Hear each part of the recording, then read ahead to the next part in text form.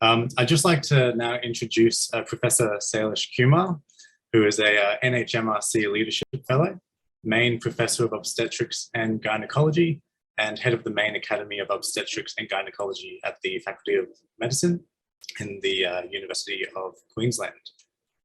Professor Kumar is also a Senior Specialist in Maternal and Fetal Medicine / Obstetrics and Gynaecology at the Mater Mothers Hospital and the Royal Brisbane Women's Hospital. And he is currently the lead investigator of a large medical research future fund trial evaluating a novel therapy to reduce intrapartum fetal compromise. Professor Kumar focuses his research on fetal therapy, the prediction of adverse perinatal outcomes, and placental biomarkers. So I'll hand over to you. Isaac, I'm just going to share my slides now.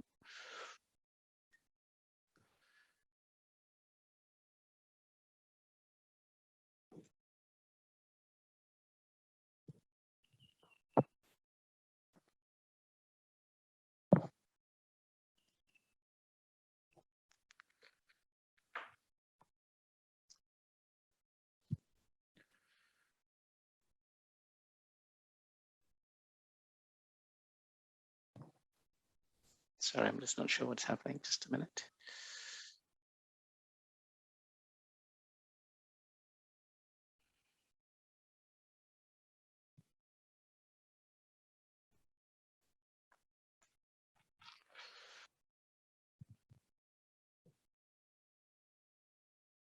Can you see that slide now? Sailesh, I think it's on presenter mode, but not on show on presentation mode. Okay, wonderful. Thank you very much. It's always very hard listening to a fantastic talk, and Ranjini's talk was just so inspirational. And I hope I do justice to what she's just said and give you a little bit of insight into my journey to where I am today. I'm a obstetrician and a maternal and fetal medicine specialist, and as Isaac has said, I'm based at the Mater Mothers Hospital and the Mater Research Institute. I have a slightly different journey, and I guess I want to preface my talk by saying that there are obstetricians around the world who've made some very, very important discoveries that have changed practice, that have changed lives. And I guess the most obvious one is Robert Edwards and Patrick Septo, who were the pioneers in IVF and have been responsible for changing the lives of millions of families globally over the last 30 years or so.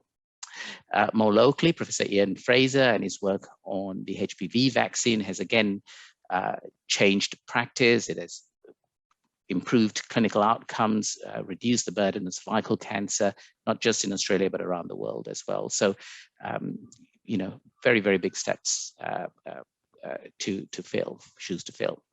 A little bit about me. I'm not an Australian graduate. I trained at the National University of Singapore in the late 1980s and graduated in 1990. I got my Bachelor of Medicine, Bachelor of Surgery degree in 1990, and then later on got my Master of Medicine in Obstetrics and Gynaecology in 1995.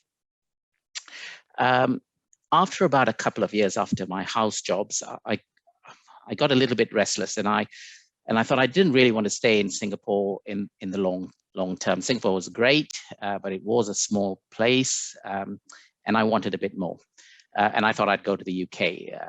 And in those days, there wasn't, the ease of the internet where you could apply for jobs anywhere in the world at a click of a button. You had to wait for the job section of the British Medical Journal to arrive in your local library, and then flip through those jobs, fax your referrals, and so fax your letters of application, and so on. So every Friday, when the job supplement came out, I was first in the library and looked at suitable house jobs in the UK. I put in multiple applications. So you've no idea. I've applied the breadth of the United Kingdom, but I only got one response from a hospital called the Mayday University Hospital in Croydon. It didn't sound terribly promising, but beggars can't be choosers. So I put in my application, got shortlisted and had to attend an interview. And in those days, again, there was no Zoom, Teams, or remote, the possibility of any remote interviews. I had to attend in person. So my first trip to the UK, I flew to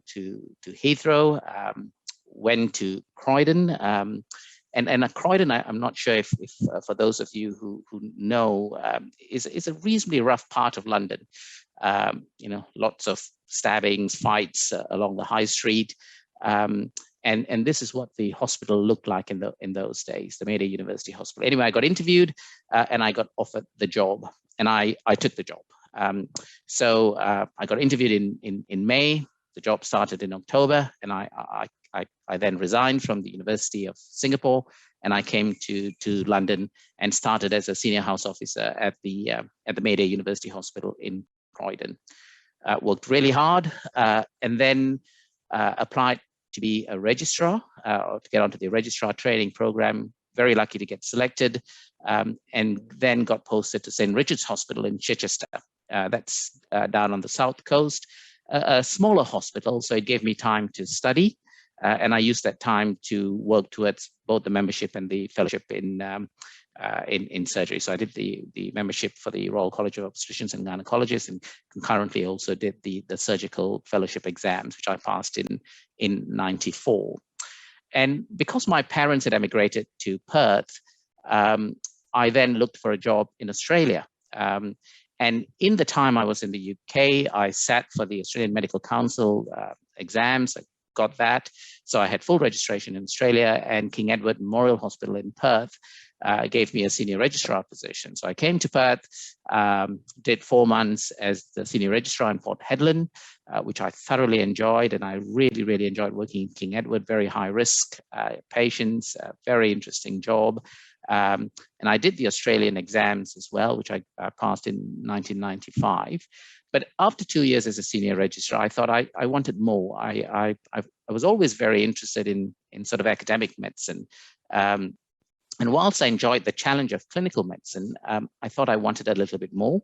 And I thought that I would like to do a higher degree, a PhD. So again, very similar. I wrote to lots of people in the US and in the UK. And one of the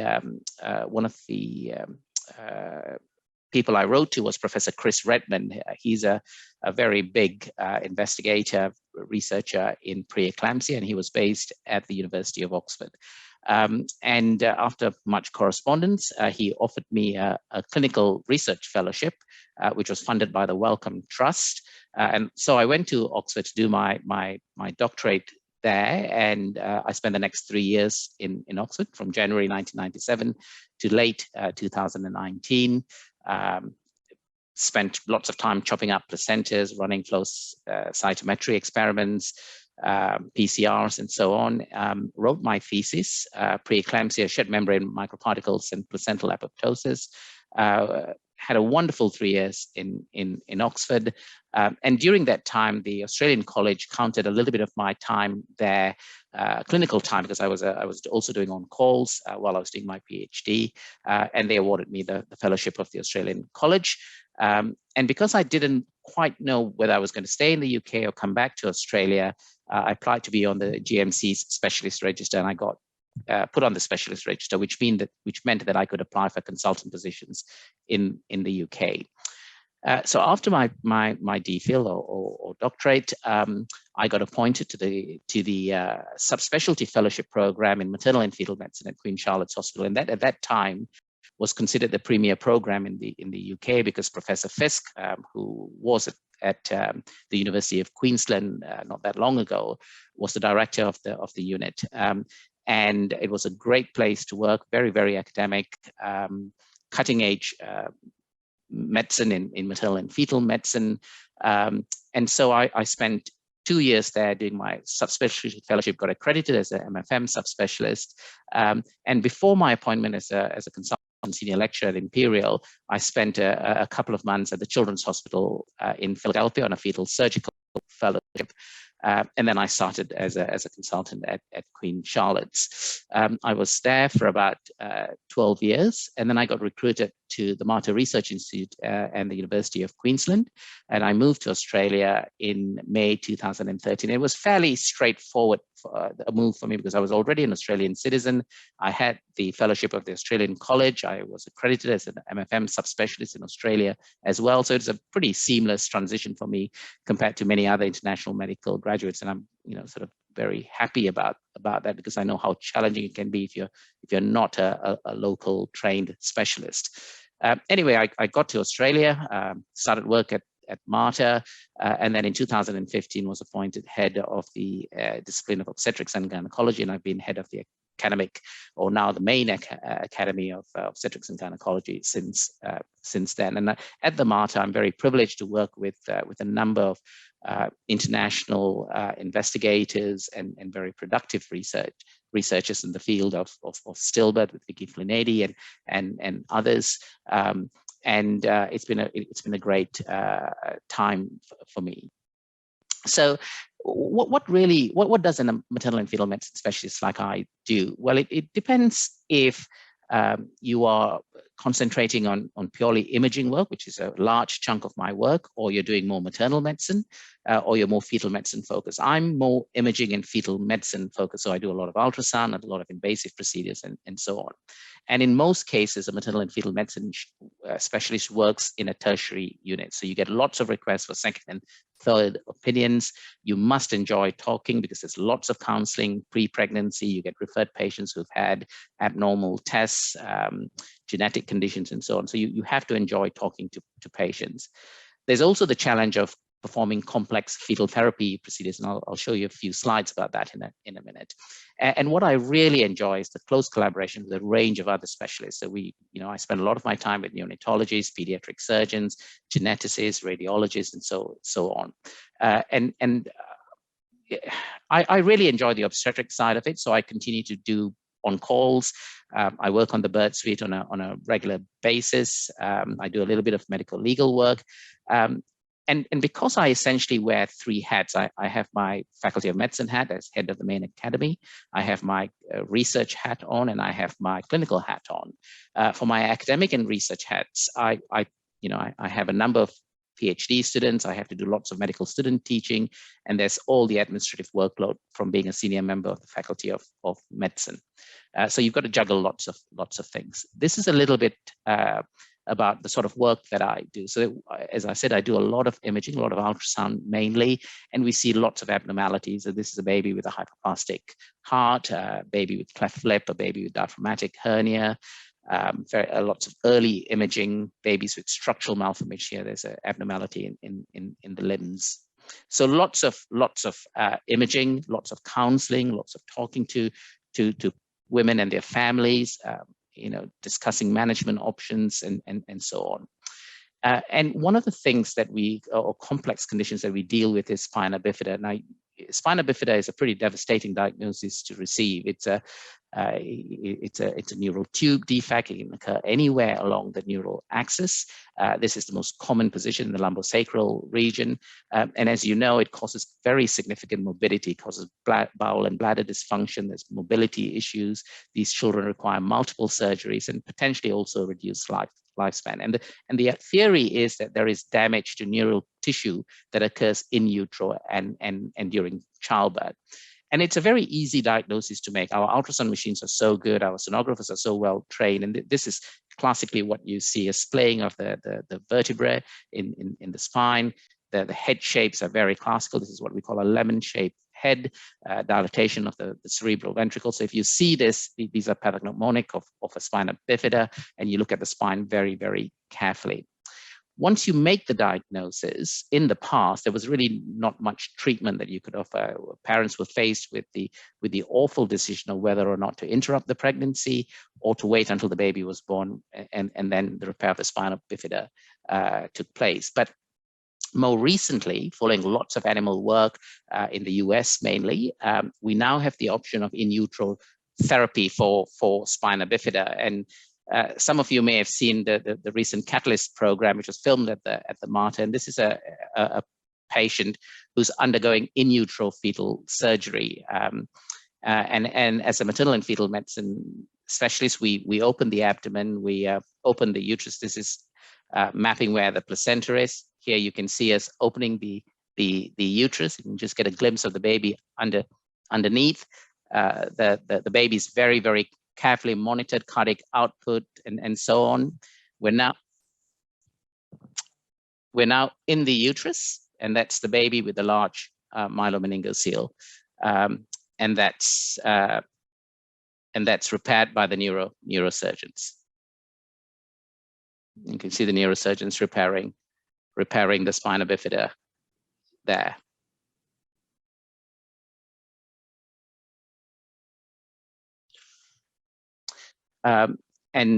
These babies get delivered by cesarean section a few months later, and this is what the scar looks like after birth. Now, there's very, very good data to show that babies who've had in utero surgery for spina bifida have better bladder and bowel outcomes. They're less likely to need a ventriculoperitoneal shunt. Their neurological outcomes appear to be better, more walking at 3 years of age, and so on. So the early data is very promising for in utero surgery. One of the other things that I do sometimes is dilating heart valves of a fetus. This is a baby that might have a hypoplastic left heart secondary to severe aortic stenosis, and this obviously requires close collaboration between fetal medicine specialists, pediatric cardiologists, neonatologists, and cardiac surgeons. The biggest center is in Boston, but when I was in the UK, and we've done a couple of cases here at the Mater, where we perform in utero balloon valvuloplasty for the baby. So this is a cutaneous procedure. This is the needle going through the maternal uterus, and then through the fetal thorax into the left ventricle. You thread a balloon up the aortic valve. The balloon is blown up, and that dilates the aortic valve, and sometimes prevents hypoplastic left heart from occurring. The other therapeutic procedure that we often do is laser treatment for twin-twin transfusion syndrome in identical twins. And this is a situation where, because of the shared circulation between the two twins, one baby donates more blood to the other baby, and you get progressive heart failure in the baby that's receiving the extra volume. So one of the things that we can do is to put a scope into the uterus, identify the anastomosis between both babies, and using laser, we can ablate those anastomoses. And we do this, on a reasonably regular basis. The Mater is one of the big centers in Australia where we do these sort of procedures. And you can see those big vessels. You can see an anastomosis there that we're going to ablate. Sacrococcygeal teratoma is a big tumor at the base of the spine, and here you can see this on ultrasound.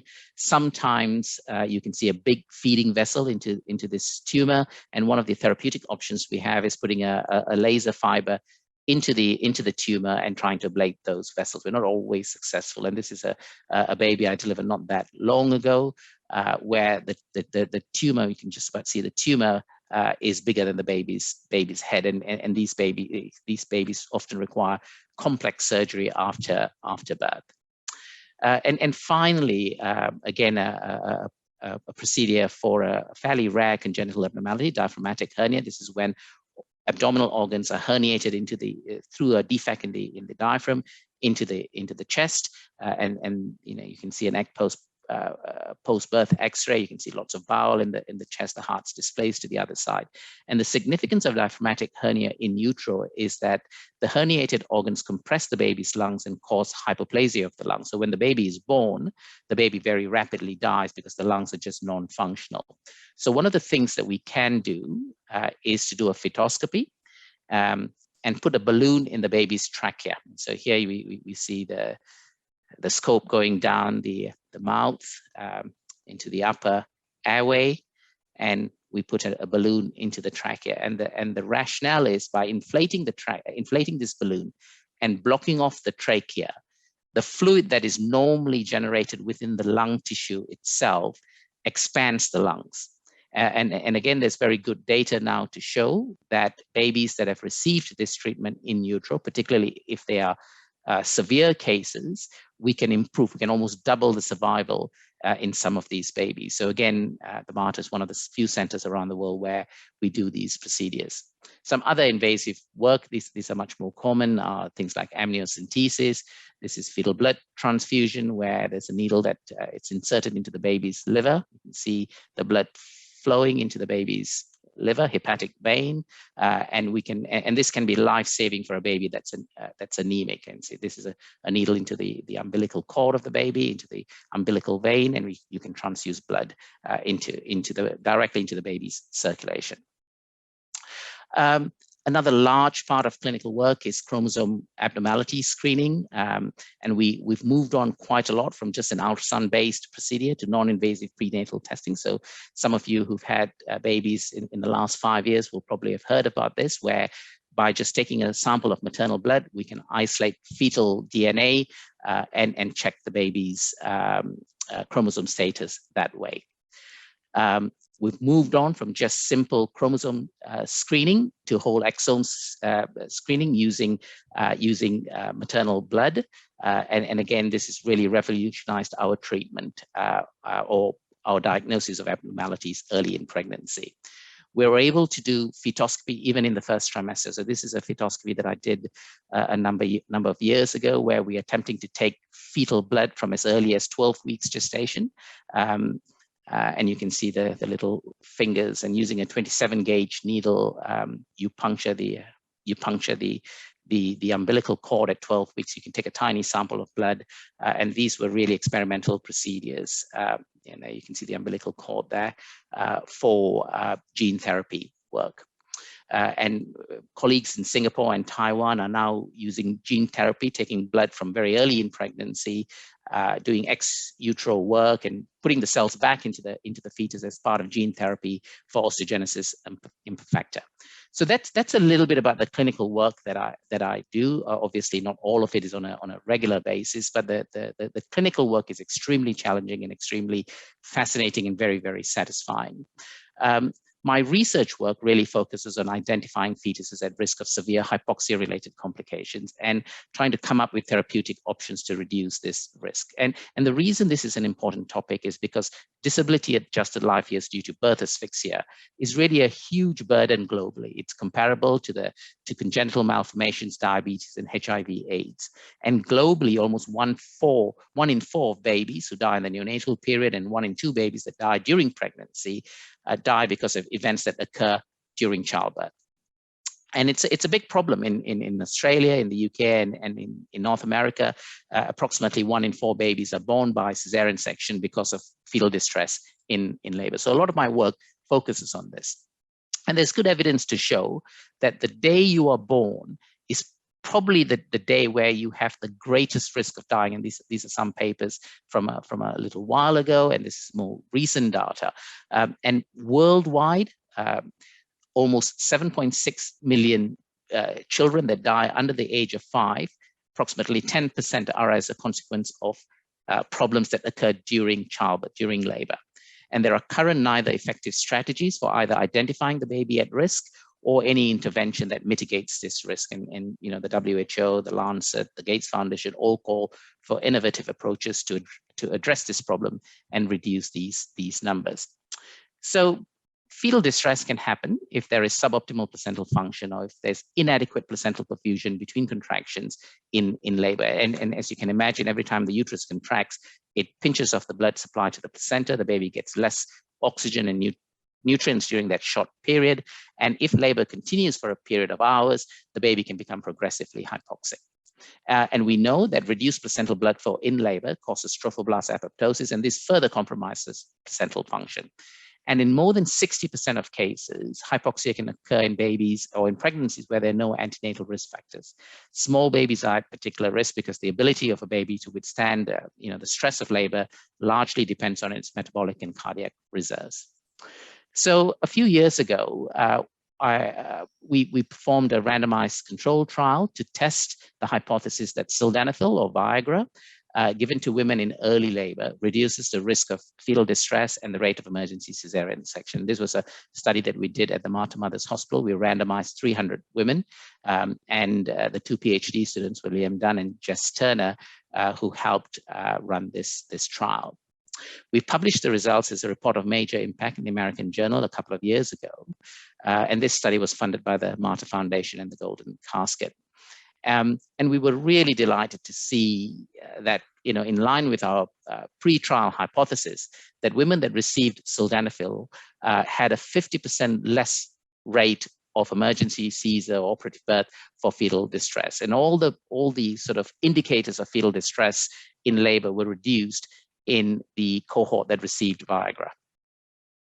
So on the back of those phase 2 results, we put in an application to the Medical Research Future Fund in collaboration with colleagues from the Silbert Centre of Research Excellence, Cerebral Palsy Alliance, University of Sydney, the NHMRC Clinical Trial Centre in Sydney, and so on. And before we put in the grant, we surveyed 400 women from around the world, and many endorsed the trial, and that again went into our grant application, which was wonderful. And we were absolutely delighted to receive a very large grant, 3.4 million, in June 2020. So about 1.5 years ago, to conduct a phase 3 trial in 16 Australian hospitals, recruiting 3,200 women. It took us about a year to start that trial, and the trial's been running for the last 6 months. We've already recruited about 320 women, and we're recruiting, certainly from the Martyr alone. Other hospitals are coming online. We're recruiting anywhere between 20 and 30 women a week. At the present rate of recruitment, we think we'll finish the trial in the next 18 months or so. At least that's the hope. And so the future work is really to complete these this trial, and there's another similar trial in growth-restricted babies. And these trials are funded by the Medical Research Future Fund, RANSCOG, the Cerebral Palsy Alliance. And as part of my investigator grant award, I'm again with collaborators, we're looking at ways of identifying fetuses at risk of fetal distress or cerebral palsy or stillbirth using a combination of biomarkers and ultrasound variables, so that we can target these pregnancies and perhaps alter management. Again, on the back of our phase 2 results, we've managed to collaborate with other colleagues in the United States, in India, and in Africa. And we're about to apply for funding from the Gates Foundation to run 2 smaller trials in India and in Uganda to see if sildenafil works in those communities as well. And again, we as part of the broader body of work, I'm also looking at artificial intelligence and machine learning techniques to screen large data sets of routinely collected data to identify women and fetuses at risk. And this work is funded by Ferring and the Martyr Foundation. So I guess, like Ranjini, I had to go through your medical school, your specialist training, and RANSCOG, just like the College of Physicians, has a very similar training program. You've got a core program, you've got an advanced program, and after that you can decide whether you want to do subspecialty training. And in obstetrics and gynecology, there are 5 subspecialty areas that you can go into, and I went into maternal and fetal medicine. This is a highly competitive application process. All colleges have got an academic stream, and I deliberately applied to go into this academic stream. And once you finish your training, you've got several career options. You've got purely a clinical perspective. You go into clinical job, become a specialist or a consultant in a public hospital. You can be fully private. You work privately. You can have a combination of a public position and a private job, or you can have a bit of an academic position and a clinical position, or you can have a combination of both academic, public, or private. I fall into this category. My work is academic and clinical, and research work is really quite significant. And I work 2 days in the public system. So just to end, and very similar to Ranjini, what do you do if you're interested in academic medicine? I think the key thing is not to rush. Be certain that this is what you want to do. It's awfully hard work. And as Ranjini said, you are really judged on your research output. You have to publish, you have to present, You have to show that your work is making an impact in terms of guidelines, in terms of change of practice, and so on. So, it's not good enough writing the odd paper. You really have to show sustained output. You have to make a difference. And the sad reality is that you're judged on your research output. You're judged on your funding, whether you attract sufficient funding, and so on, your PhD students and so on. Show interest and let people know that you're interested. You've got to work hard, as I said, and be kind, not just to your patients and to others around you, but to yourself as well. Give yourself a break. And as a junior doctor, or a clinician, or a scientist, try and get involved in a small research. Start, very few of us are lucky enough to get, sort of co-opted into a big group led by a very eminent researcher. I certainly didn't have that luck. So I had to start small and show your interest, write a small paper, tell people you're interested. You might get involved, get yourself onto a paper, even as a medical student or a science student, doesn't matter. Try and find a mentor. And again, like Ranjini, I've had some very, very important people in my life who've guided me, who've helped me, who've given me advice. And they don't necessarily have to be in the same specialty as well.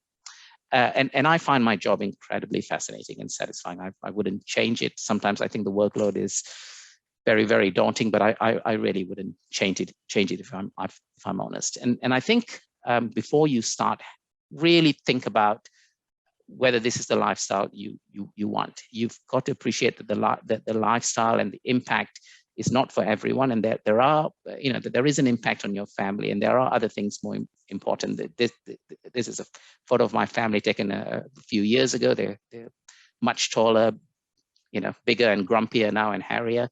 But they haven't seen a lot of me over the years. So there is a price to pay if you want this sort of career. But it is incredibly satisfying.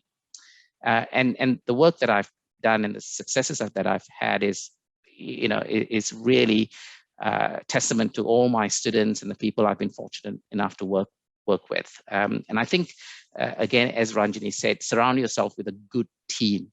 And that's really, really important, because success will come with that. Thank you very much, and happy to take questions. Thank you, Sailesh. That was quite an excellent talk there.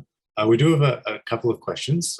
First being, do you think that spending time overseas is really important or integral to being or having a career in research? Look, my personal view is yes. I trained in Singapore, and Singapore is a small country. It's a fantastic place to go to medical school. They have top facilities, but whether you work in a center in the UK, in Australia, in the US, I think it's good to move for a period of time. Even if you're very happy where you are, move away for a couple of years, see what life is like, see what research is like, see what work is like elsewhere, and then come back. It makes you appreciate what you have, I guess, much more. It also helps you learn new things. And some of the I've learned so much by working in different places, and it's again not always what you learn. It's you get an idea of what you don't want to do, things that you want to avoid by seeing the experience of others as well. So personally, I think you should move. And also, is a PhD essential for a MBBS graduate to pursue a research career? And if it is, what's the best time to undertake a PhD in that case? And does it matter when you do it?